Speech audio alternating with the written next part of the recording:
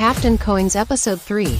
Hey, today I'm gonna introduce you to someone wild.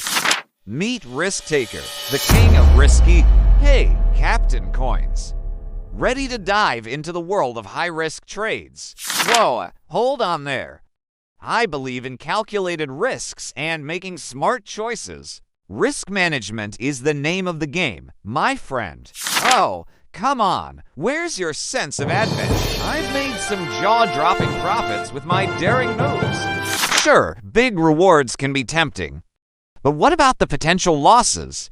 Diversification is key to protect your investments from going down the drain. I hear you, Captain. But sometimes you need to take a leap of faith. True, but I'd rather do thorough research and due diligence first. It's all about making informed decisions.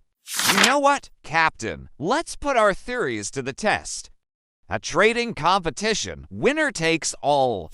Challenge accepted. But remember, the real victory lies in not just the profits, but also in how you manage your risks.